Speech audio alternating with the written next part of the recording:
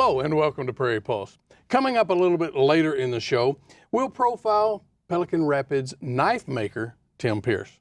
But first, joining me now is attorney Jack Dwyer, who is the executive secretary of the North Dakota Water Resource Districts Association. Mouthful there. Jack, welcome. Thank you. Thank you for having me. As we get started today, we always ask, tell the folks a little bit about yourself, maybe your background.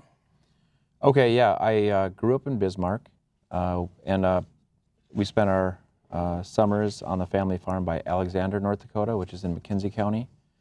Went to Concordia College and graduated with an accounting degree, where I met my wife.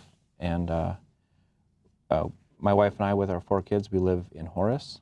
And I went to UND School of Law and graduated in 2009, and went into private practice.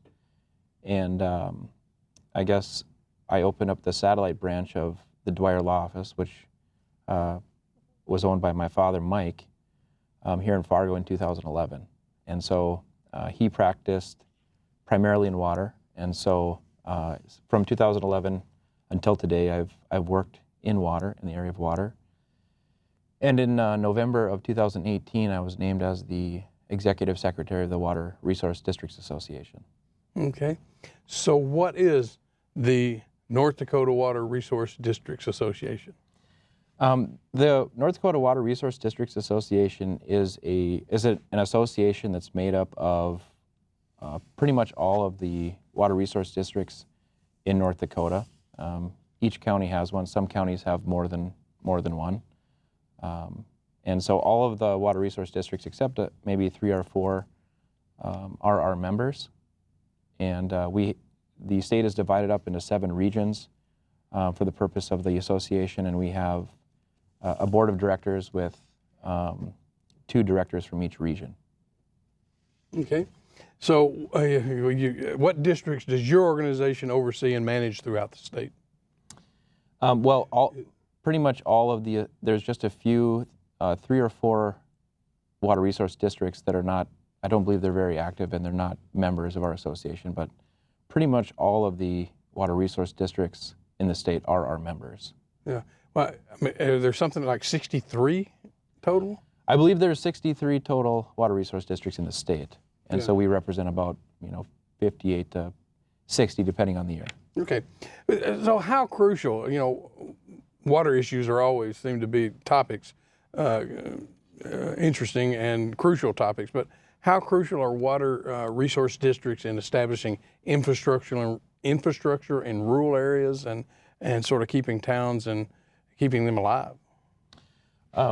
Well, water resource districts are very crucial for managing water in the state. I mean, they're the local government that's been designated as the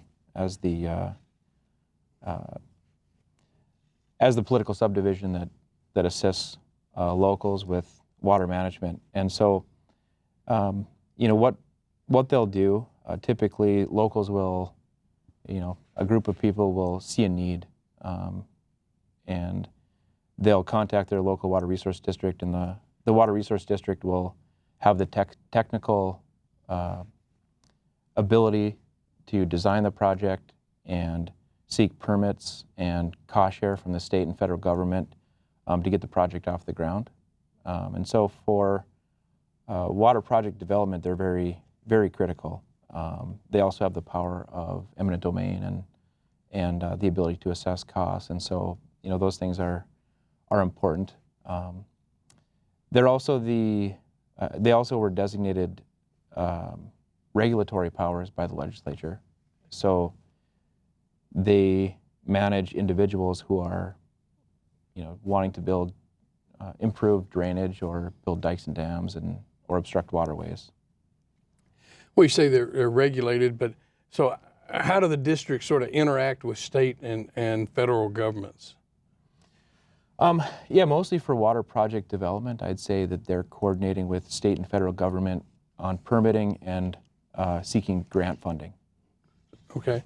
And, can you go back? By my notes, it was about 1935 when districts were first established. And can you give me a little history of it? Yeah.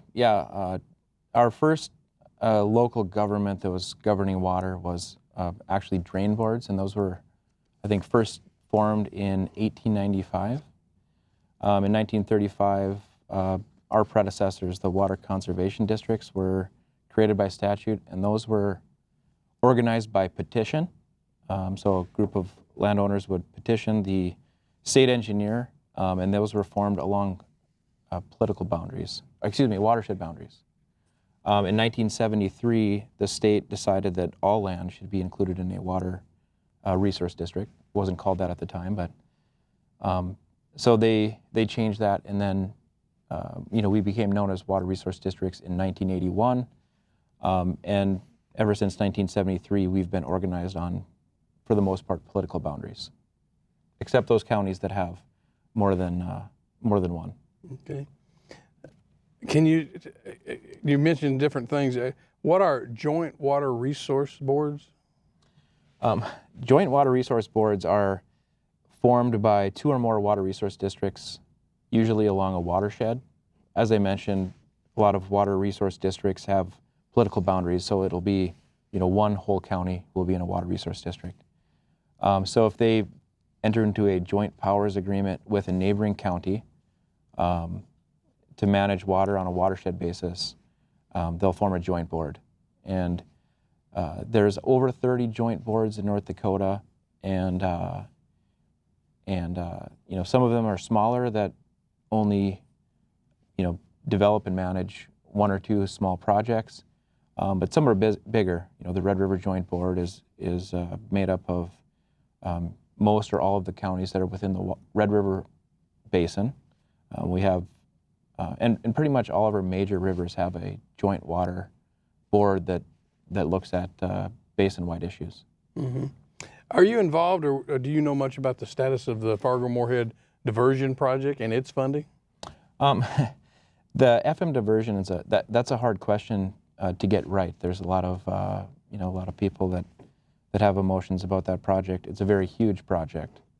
I don't work directly with that project, and I can't say I can't speak to that project.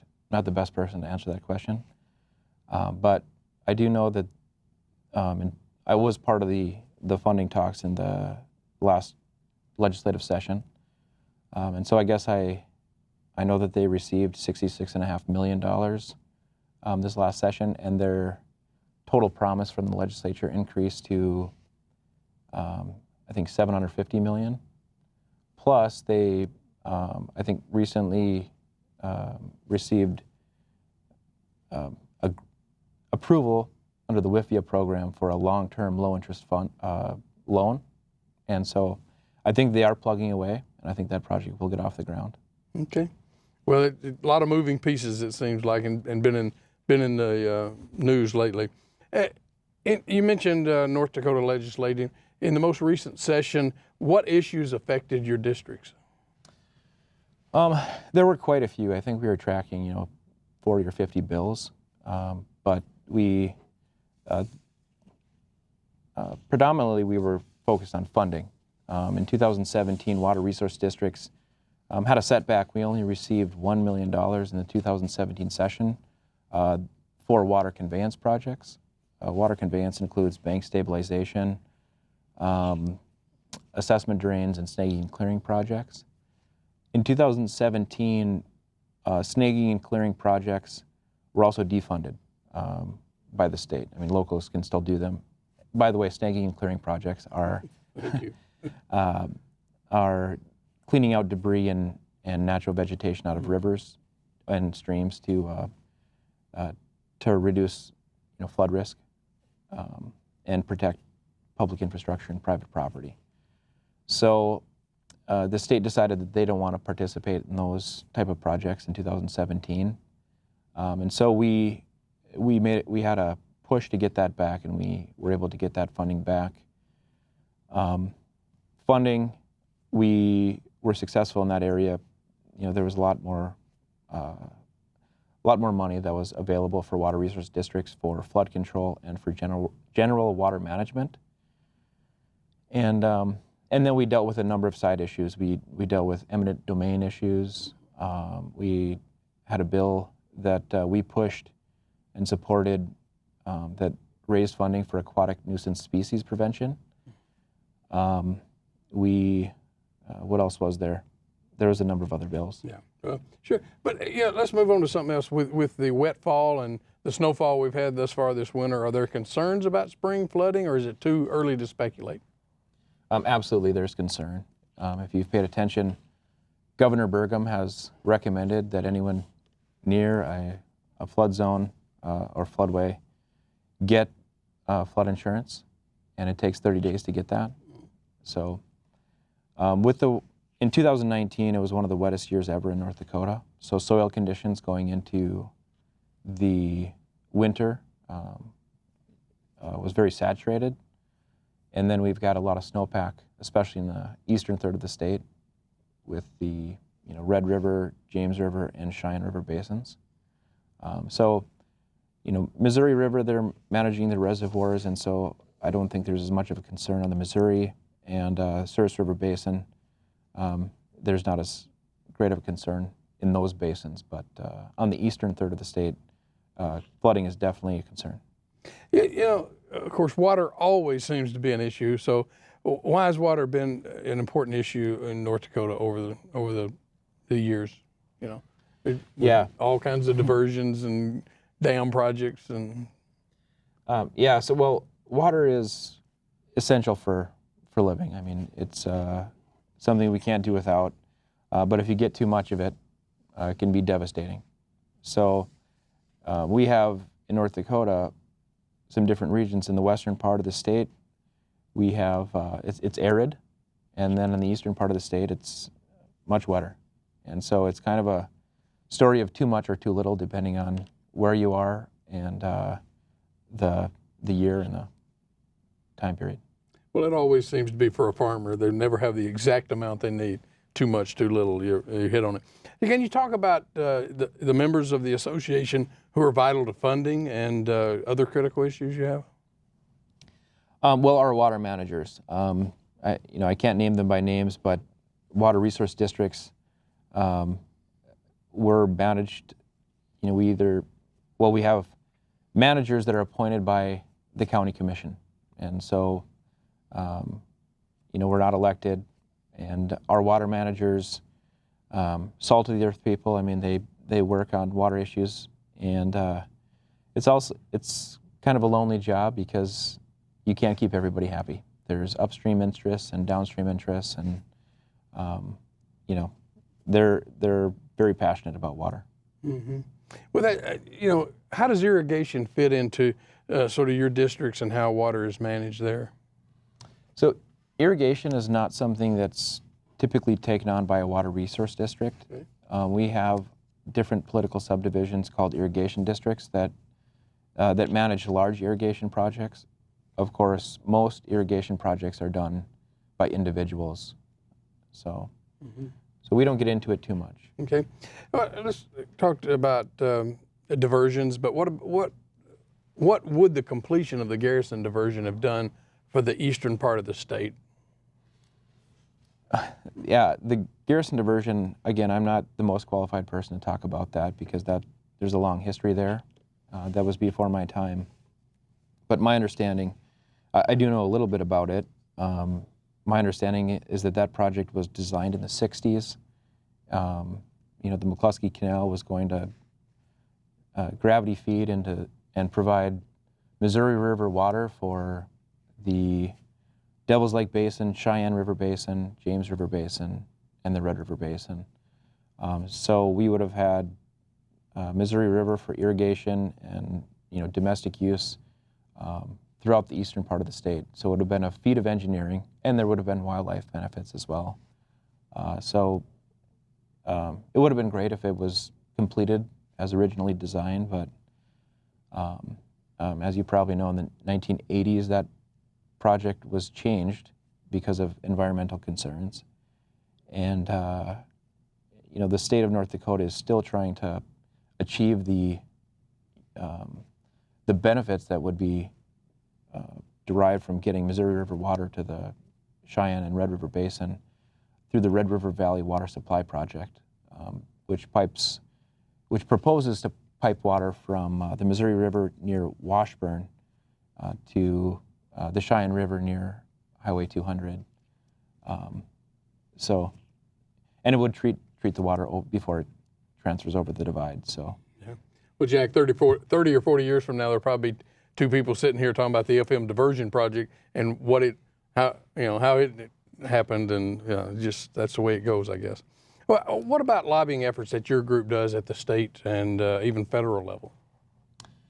Yeah, so the Water Resource District Association, we're made up of political subdivisions, local governments. And so what we do is we try to collect information from our water managers who are dealing directly with the water issues, and then provide that information to decision makers at the state level. We don't get into federal policy very often, but we do work on state policy by providing information.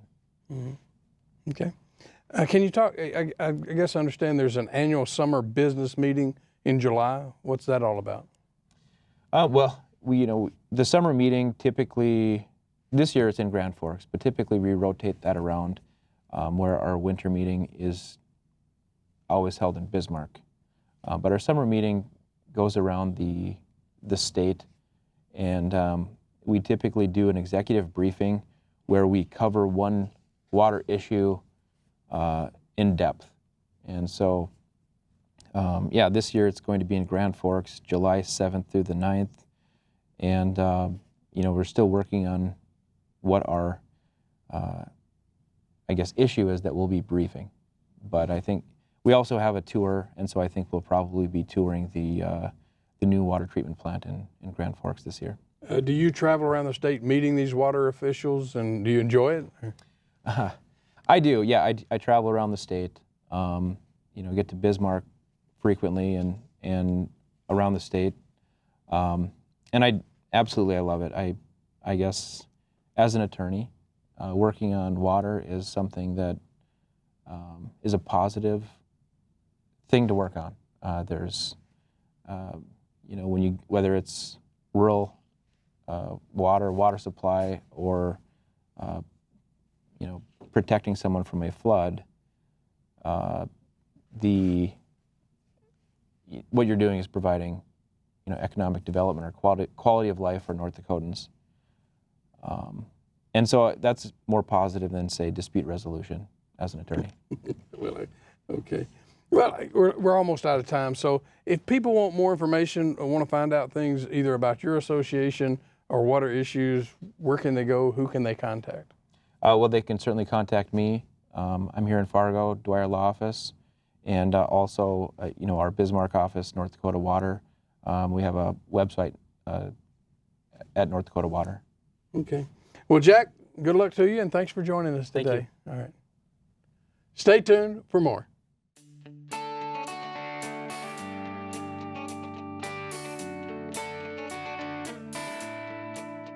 Tim Pierce from Pelican Rapids, Minnesota, has always loved working with his hands.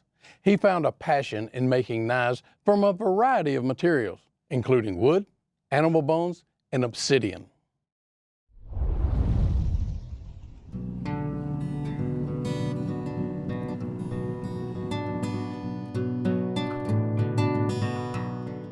They're a thing of beauty, but they're also a tool.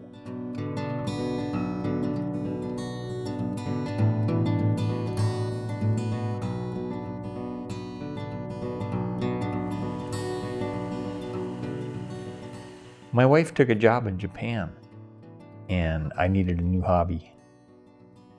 Being I was working with rocks a whole bunch, I started looking at doing some flint knapping. I use obsidian, which is volcanic glass. It's got different colors in it depending upon what was in the sand. If it had iron in it, it's red. If it's got copper in it, it's green. Some of it is quite clear, almost like glass. Some of it's so black you can't see through it. I slab it into 3/8 thick slab and then cut it down a little bit more so I can draw out a knife pattern on it. And then I grind it into the knife pattern. The blade would have a lens type shape to it, so it's thicker in the middle and skinnier on the edges.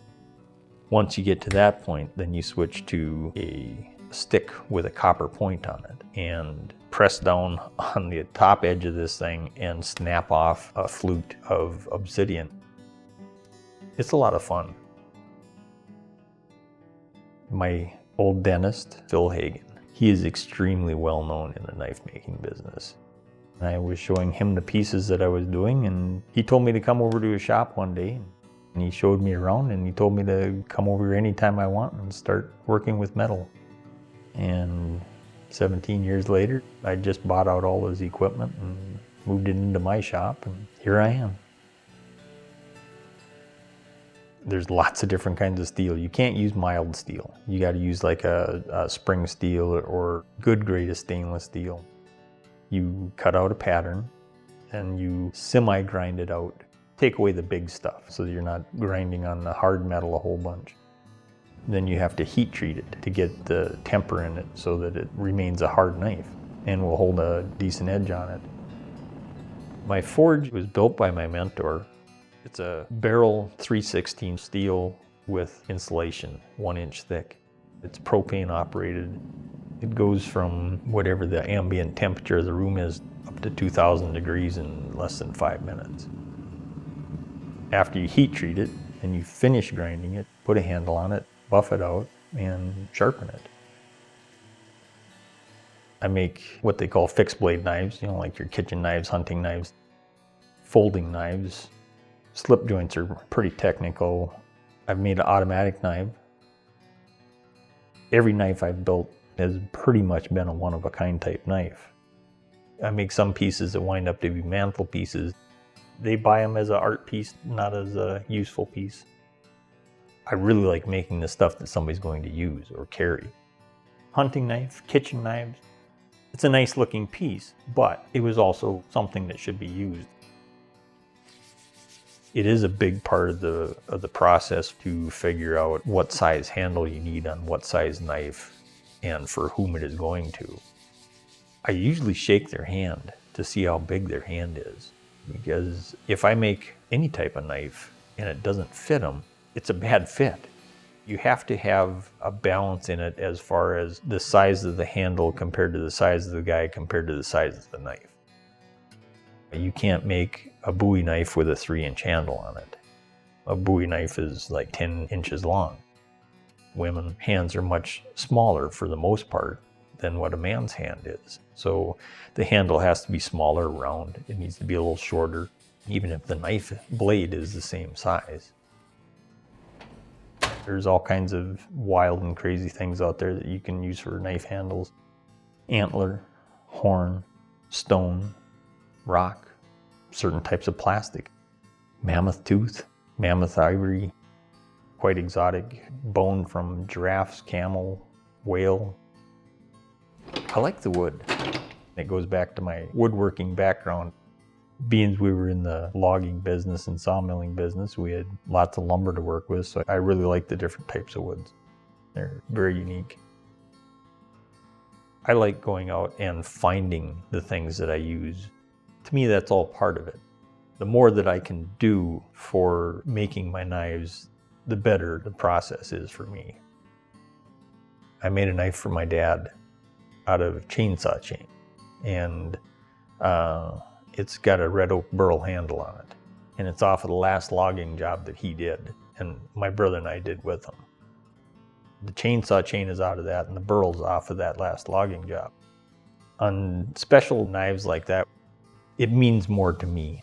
I have more of myself into it. The reward isn't in the paycheck, it's in how they like it and what they're going to do with it. I'm hoping to retire and stand out here and make knives. That's my long-term goal, is just to have the enjoyment of making knives. I would really like to pass that on to somebody, like my mentor did for me. I wouldn't be doing this if he wouldn't have saw something in me that said I could do this. This is my sanctuary. I spend a lot of time out here, evenings, weekends. When construction is down, I'll come out here and work all day, 10, 12 hours a day. I get lost in it. I'm proud of what I do. I like the challenge of it. It makes me feel pleased. I'll put it that way. I'm pleased with what I do.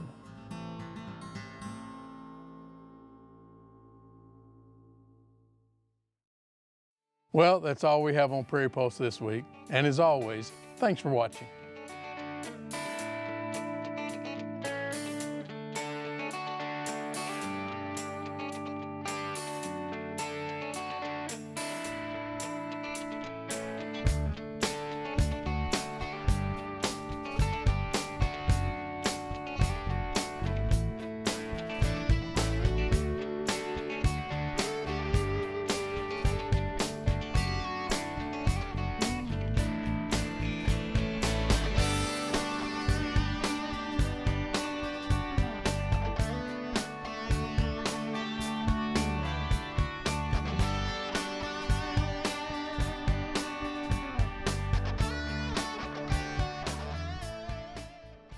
Funded by the Minnesota Arts and Cultural Heritage Fund with money from the vote of the people of Minnesota on November 4, 2008.